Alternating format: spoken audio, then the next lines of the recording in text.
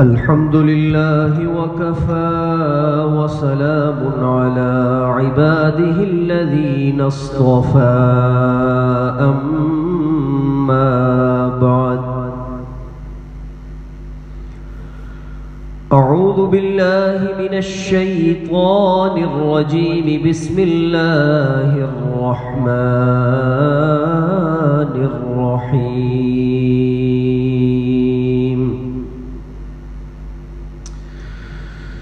إن الله وملائكته يصلون على النبي يا أيها الذين آمنوا صلوا عليه وسلموا تسليما صدق الله العظيم اللهم صل على سيدنا ومولانا محمد وعلى آل سيدنا ومولانا محمد وبارك وسلم وصل عليه.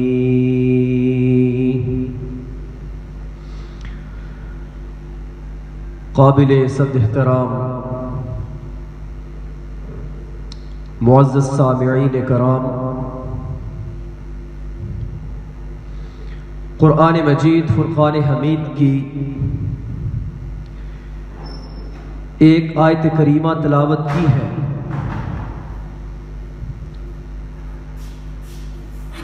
ہمارا درس جو تقویٰ کے مراتب اور درجات پر چل رہا ہے، انشاءاللہ العزیز وہ جاری اور ساری ہے.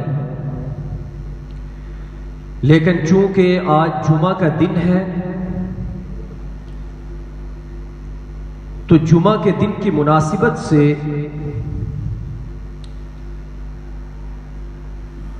سرکار دو عالم صلی اللہ علیہ وآلہ وسلم نے ہمیں جو خصوصی تلقین فرمائی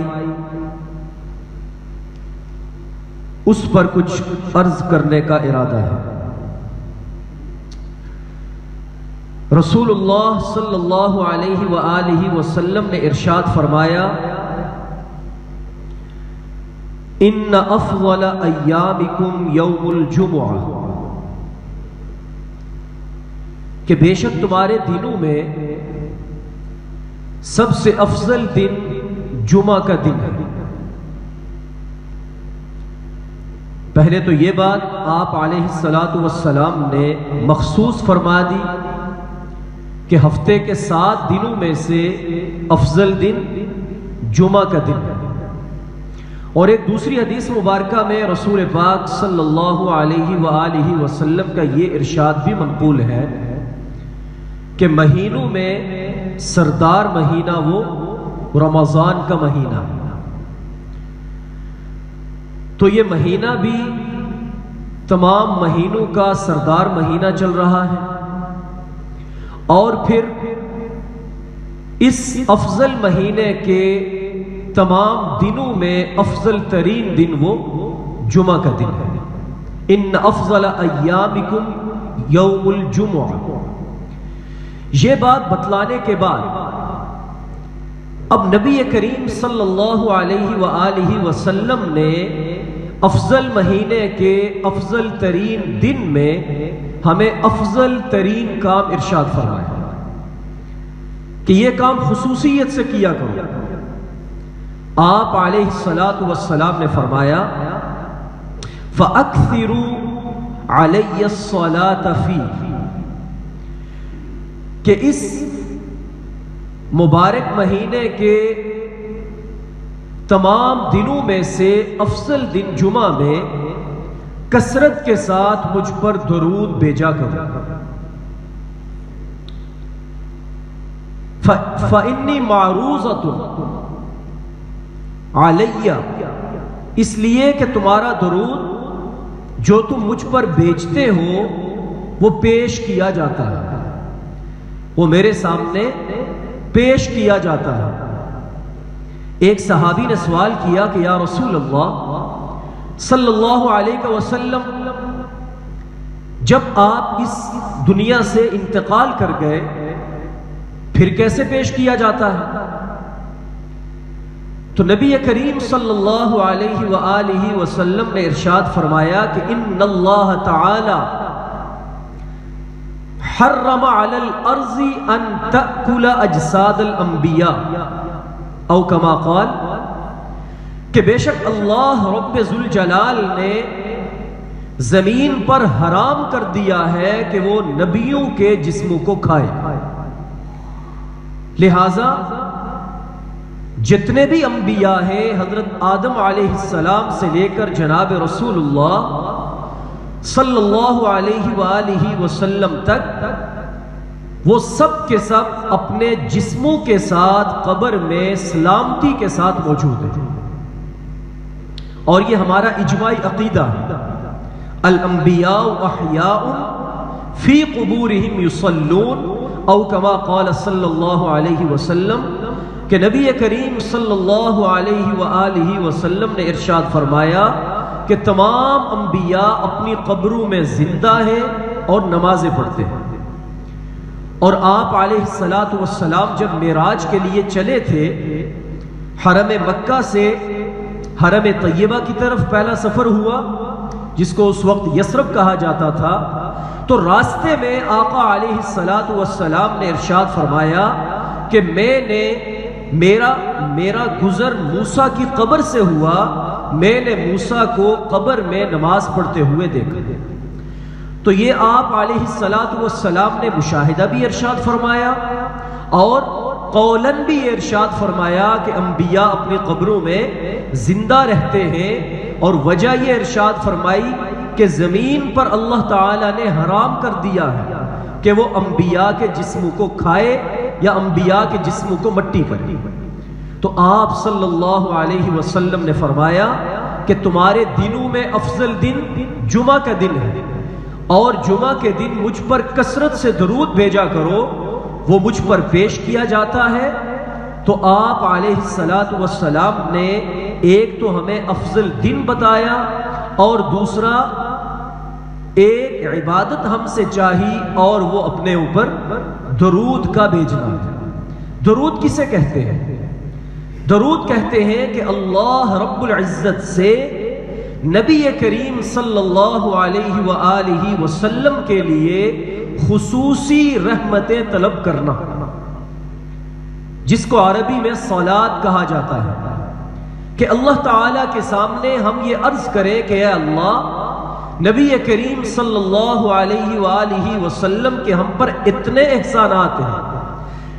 احسانات ہیں کہ ہم ان احسانات کا بدلہ اپنی جانیں، اپنی اولادوں کی جانیں قربان کر کے بھی ادا نہیں کر سکتے، لہٰذا آپ اپنی شان کے مطابق ہمارے پیارے نبی کریم صلی اللہ علیہ وآلہ وسلم پر اپنی خاص رحمتیں بھیجیے، اپنی خاص رحمتیں اتاریے، نازل فرمائیے۔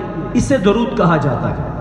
اور اسی عمل کو اللہ تعالیٰ نے قرآن میں کیسے بیان کیا کہ ان اللہ و ملائکتہ یصلون علی النبی، کہ بے شک اللہ اور اس کے فرشتے نبی کریم صلی اللہ علیہ وآلہ وسلم پر درود بھیجتے ہیں، رحمتیں نازل فرماتے ہیں، اور فرشتے دعائے مغفرت کرتے ہیں۔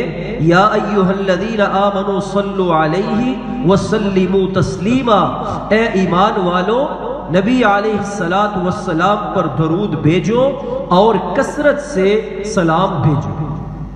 تو درود و سلام کا نذرانہ پیش کرنا، اپنی عقیدت کا اظہار کرنا، اور اللہ رب العزت سے یہ التجا کرنا، درخواست کرنا کہ وہ آقا کریم صلی اللہ علیہ وآلہ وسلم پر اپنی خاص رحمتیں نازل فرمائے۔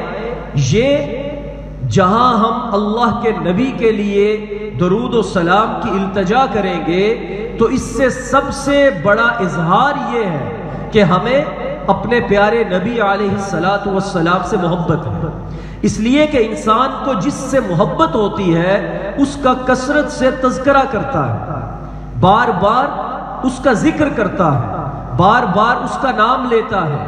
تو درود و سلام کا بھیجنا یہ دراصل آپ علیہ الصلوۃ والسلام کے ساتھ محبت کا اظہار ہے، اور جب آپ کسی بھی شے کو بار بار ذکر کریں گے تو آپ کے دل کے اندر پختہ ہوگی، تو محبت کا اظہار بھی ہے، اور آپ علیہ الصلوۃ والسلام کی محبت اس درود پاک کے پڑھنے سے ہمارے قلوب میں جاگزی ہوگی، مزید مضبوط ہوگی۔ اور ایک فائدہ کیا ہے کہ نبی کریم صلی اللہ علیہ وسلم نے فرمایا من صلی علی مرۃ صلی اللہ علیہ عشرا، کہ جس شخص نے مجھ پر ایک مرتبہ درود بھیجا اللہ سبحانہ و تعالی اس پر 10 رحمتیں نازل فرماتے ہیں۔ ایک دوسری حدیث میں ارشاد فرمایا کہ اس کے 10 گناہ معاف فرماتے ہیں اور اس کے 10 درجات بلند فرماتے ہیں۔ اور آپ صلی اللہ علیہ وسلم نے فرمایا کہ وہ دعا، ایک صحابی نے دعا کی تو دعا کے شروع میں درود نہیں پڑھا، جلدی میں جیسے آدمی دعا کر لیتا ہے، تو آپ علیہ الصلوۃ والسلام نے فرمایا کہ وہ دعا جو مجھ پر درود بھیجنے سے شروع نہ ہو اس میں برکت نہیں رہتی۔ تو اس لیے ہم اپنی دعا کے شروع میں بھی درود پڑھتے ہیں، دعا کے آخر میں بھی درود پڑھتے ہیں، اور اس کا فائدہ یہ ہے کہ یہ ایسی دعا ہے درود و سلام بھیجنا کہ اس کو اللہ یقینی طور پر قبول فرماتے ہیں۔ وہ کیوں؟ اس لیے کہ اللہ تعالیٰ بھی اللہ کے نبی علیہ الصلوۃ والسلام پر درود بھیج رہے ہیں، فرشتے بھی آپ کے لیے دعائے مغفرت کر رہے ہیں۔ جب ہم بھی اللہ کے ساتھ اس عمل میں شریک ہوں گے تو کیا اللہ تعالیٰ اپنا جو عمل کر رہے ہیں ہمارا وہ قبول نہیں فرمائیں گے؟ تو یقیناً قبول کریں گے۔ تو اللہ کی رحمت سے یہ بہت بعید بات ہے کہ اللہ تعالیٰ شروع کی دعا یعنی درود تو قبول فرمائے، آخر کی دعا یعنی درود تو قبول فرمائے، اور درمیان میں جو ہم اپنی دعا کریں تو اسے قبول نہ فرمائے۔ تو جب ہم اللہ تعالیٰ کے سامنے اول اور آخر درود پڑھتے ہوئے اپنی دعا پیش کریں گے تو اللہ تعالیٰ ہماری اس دعا کو ضرور قبول فرما لیں گے۔ اور نبی کریم صلی اللہ علیہ وسلم نے ارشاد فرمایا کہ خاک آلود ہو جائے اس شخص کی ناک جو مجھ پر درود نہ بھیجے جب اس کے سامنے میرا تذکرہ کیا جائے۔ جیسے ابھی ہم اللہ کے نبی صلی اللہ علیہ وسلم کا معطر مبارک تذکرہ فرما رہے ہیں، تو اس میں اگر ہماری زبان میں جنبش نہیں آتی، ہماری زبان میں درود و سلام کا نذرانہ جاری نہیں ہوتا، تو اللہ کے نبی علیہ الصلوۃ والسلام نے اچھے الفاظ ارشاد نہیں فرمائے کہ اس کی ناک خاک آلود ہو جائے۔ اور ایک جگہ یوں ارشاد فرمایا کہ اس شخص سے بڑا بخیل کوئی نہیں، کنجوس کوئی نہیں جس کے سامنے میرا تذکرہ ہو اور وہ مجھ پر درود نہ بھیجے۔ لہٰذا اس مسئلے کو اچھی طرح سمجھ لیجئے کہ جب ایک مجلس کے اندر، جیسے اب ہم یہاں بیٹھے ہیں، جب تک بیٹھے ہیں یہ ایک ہی مجلس ہے، اس میں اللہ کے نبی صلی اللہ علیہ وسلم کا بار بار جب نام نامی اسم گرامی لیا جائے تو کم از کم ایک مرتبہ درود و سلام کا ہدیہ پیش کرنا یہ ہم سب پر واجب کے درجے میں ہو جاتا ہے۔ واجب کا مطلب کیا ہے کہ اگر ہم ایک مرتبہ بھی آپ علیہ الصلوۃ والسلام کا مبارک نام سن کے درود نہیں بھیجیں گے، جس کی مختصر ترین شکل کیا ہے صلی اللہ علیہ وسلم، صلی اللہ علیہ وآلہ وسلم، ایک مرتبہ آپ بھی پڑھ لیں، تو یہ ایک مرتبہ درود کا بھیجنا یہ لازمی ہے۔ لازمی کا مطلب ہے کہ اگر نہیں کریں گے تو گنہگار ہوں گے، اور اپنی نیکیوں میں اضافہ کرنے کے لیے، درجات کی بلندی کے لیے، گناہوں کی معافی کے لیے، اللہ کے نامہ اعمال میں اپنے آپ کو سخی درج کروانے کے لیے، اور اپنی دعا کی قبولیت کے لیے، اپنے قلوب و اذہان کو منور اور معطر کرنے کے لیے ہمیں یہ چاہیے کہ جب بھی اللہ کے نبی صلی اللہ علیہ وسلم کا نام نامی اسم گرامی ہم سنیں ہماری سماعتوں سے وہ ٹکرائے تو ہماری زبان پر کیا جاری ہونا چاہیے؟ صلی اللہ علیہ وآلہ وسلم۔ تو چونکہ آج جمعہ کا دن ہے تو جمعہ کے دن کی خصوصی عبادت اللہ کے نبی صلی اللہ علیہ وسلم نے جو ارشاد فرمائی وہ کیا ہے کہ اکثروا علی الصلاۃ فی، کہ اس دن مجھ پر کثرت سے درود بھیجا کرو۔ میرے بھائیوں، اللہ کے نبی جب یہ ارشاد فرما دے اور ہم پورے جمعہ کے دن میں ایک تسبیح درود کی بھی نہ پڑھے تو کیا ہم پھر بخیل نہیں؟ کیا ہم صرف زبان سے ہی پھر محبت کا اظہار نہیں کر رہے؟ ہمارے دل میں محبت نہیں ہے؟ اس لیے کہ آپ تو ہمیں ایک کام ارشاد فرما رہے ہیں، ہمارے درجات کی بلندی کے لیے، ہمیں شان عطا کرنے کے لیے ہمیں اس لائق اور اس قابل سمجھا کہ اتنی بڑی عبادت آپ علیہ الصلاۃ والسلام ہمیں وصیت اور نصیحت فرما رہے ہیں، لیکن ہم پھر بھی درود نہ پڑھیں تو یہ بڑی ستم ظریفی ہے کہ اللہ کے نبی علیہ الصلاۃ والسلام کا خصوصاً عموماً تمام انسانیت پر وما ارسلناک الا رحمۃ للعالمین، رات ہم نے یہ آیت مبارکہ پڑھی، لیکن خصوصاً امت مسلمہ پر جتنے احسانات ہیں ہم اپنا مال، اپنی جانیں، اپنی اولادوں کی جانیں قربان کر کے بھی ان احسانات کا بدلہ نہیں اتار سکتے کہ آپ نے ہمیں اللہ کا تعارف کروایا، اور جب نبی کریم علیہ الصلاۃ والسلام ہمیں یہ ارشاد فرما دے کہ اس دن مجھ پر کثرت سے درود بھیجو تو ہمارا یہ فرض بنتا ہے کہ ہم عقیدت سے سرشار ہو کر آپ کی محبت کے جذبے میں آپ علیہ الصلاۃ والسلام پر کثرت سے درود و سلام بھیجا کریں۔ میں نے پہلے عرض کیا تھا کہ جب یہ آیت مبارکہ نازل ہوئی تو حضور نبی کریم صلی اللہ علیہ وآلہ وسلم سے صحابہ نے یہ سوال کیا کیف نصلی علیک یا رسول اللہ صلی اللہ علیہ وسلم، اے اللہ کے رسول ہم نے یہ تو سمجھ لیا کہ ہم آپ پر سلام کیسے بھیجیں، کہ آپ نے ہمیں طریقہ بتایا کہ السلام علیکم ورحمۃ اللہ وبرکاتہ، لیکن کیف نصلی علیک، ہم آپ پر درود کیسے بھیجیں؟ تو اللہ کے نبی علیہ الصلاۃ والسلام نے ہمیں وہ درود کے الفاظ بھی ارشاد فرمایا کہ قولوا اللہم صلی علی محمد وعلی آل محمد، اور پھر پورا درود ابراہیمی آپ نے تلقین فرمایا۔ لہٰذا افضل ترین درود جو ہم نماز میں پڑھتے ہیں اور آپ علیہ الصلاۃ والسلام پر بھیجنے کا طریقہ وہ درود ابراہیمی ہے، جو آپ نماز کی حالت میں دو زانو بیٹھ کر ادب کے ساتھ ادا فرماتے ہیں۔ اگر آپ کے پاس وقت زیادہ ہو، موقع ہو، تو کوشش یہ کرنی چاہیے کہ ہم یہ تفصیلی درود ابراہیمی اس کی ایک تسبیح خصوصیت کے ساتھ جمعہ کے دن اللہ کے نبی علیہ الصلاۃ والسلام کے لیے ہدیتاً پیش فرمائیں۔ اور آپ علیہ الصلاۃ والسلام نے یہ بھی فرمایا ان للہ ملائکۃ سیاحین فی الارض یبلغوننی عن امتی السلام، کہ اللہ تعالیٰ نے فرشتوں کی ذمہ داری اور ڈیوٹی لگا دی ہے اور وہ زمین میں چکر لگاتے پھرتے رہتے ہیں۔ سیاحین فی الارض، ان کا کام کیا ہے؟ جب بھی میرا کوئی امتی دنیا کے جہاں کسی کونے میں بیٹھ کر مجھ پر درود بھیجتا ہے تو اللہ کے نبی علیہ الصلاۃ والسلام نے فرمایا کہ وہ فرشتے اس درود کو لے کر میرے سامنے پیش کرتے ہیں۔ تو میرے بھائیوں، کس قدر خوش قسمتی کا معیار ہوگا کہ اللہ کے نبی کے سامنے صلی اللہ علیہ وسلم ہمارا درود و سلام ہمارے نام کے ساتھ پیش کیا جائے۔ تو اس لیے آج جمعہ کا دن ہے تو اس خصوصیت کے اعتبار سے، جو اس دن کی خصوصیت کے اعتبار سے ہم اس بات کو یقینی بنائیں کہ پہلے مسجد کے اندر جمعہ کے لیے آئیں کہ اس میں بہت ثواب ہے۔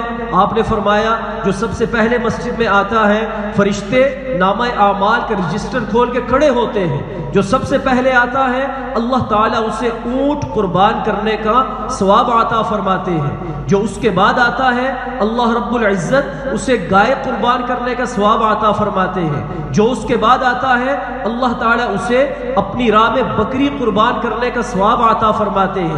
اور جب خطبہ شروع ہو جاتا ہے اور اور پھر کوئی آئے تو خطبہ شروع ہونے کے ساتھ فرشتے اس نامہ اعمال کے رجسٹر کو لپیٹ لیتے ہیں اور خطبے کے اندر شریک ہو جاتے ہیں، پھر اس کا اندراج نہیں کیا جاتا۔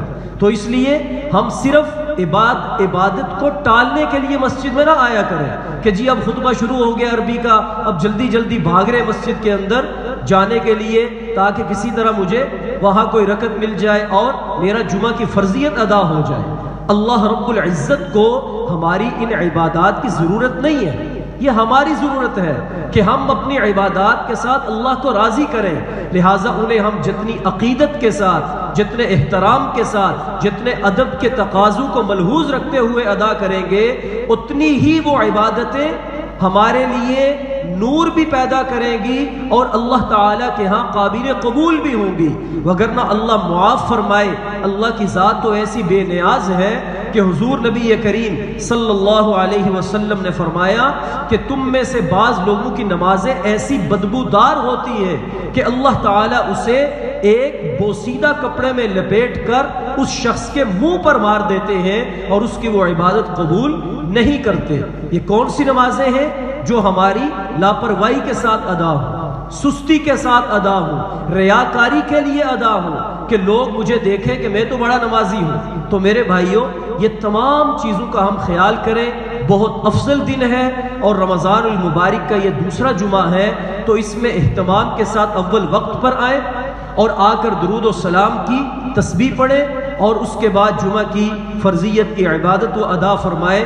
اللہ رب العزت ہمیں رسول اللہ صلی اللہ علیہ وآلہ وسلم کے ساتھ اپنی محبت و عقیدت کا اظہار کرتے ہوئے عموماً درود و سلام کی تسبیح روزانہ پڑھنے کی اور خصوصیت کے ساتھ جمعہ کے دن اس عبادت کو ادا کرنے کی توفیق عطا فرمائے۔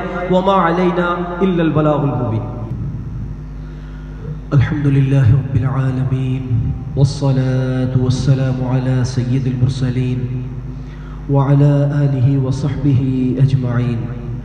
اللهم صل وسلم على سيدنا ومولانا محمد وعلى آل سيدنا ومولانا محمد وبارك وسلم وصل عليه۔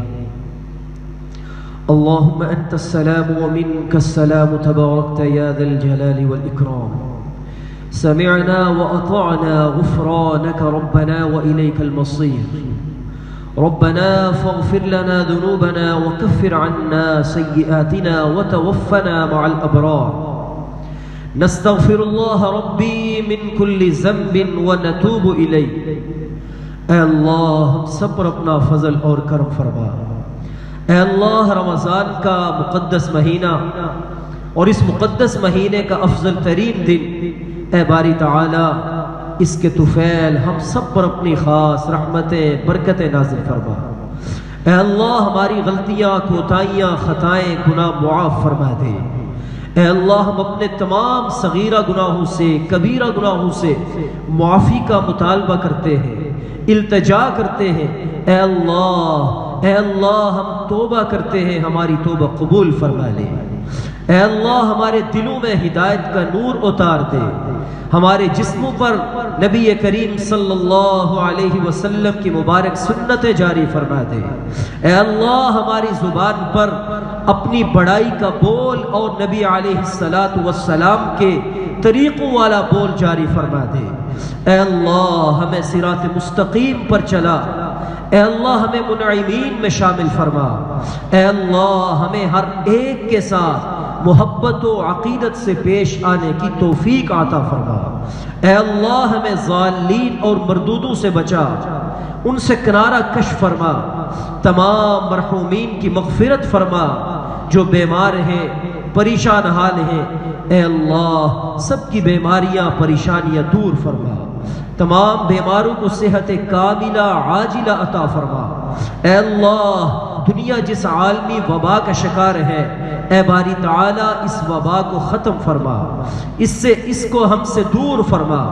اے اللہ اس آزمائش سے ہم کو نکال دے۔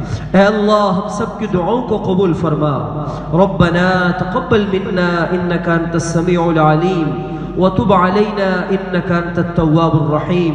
اللهم اجعل آخر كلامنا لا إله إلا الله محمد رسول الله صلى الله تعالى على خير خلقه محمد وعلى آله وصحبه أجمعين. آمين برحمتك يا أرحم الراحمين.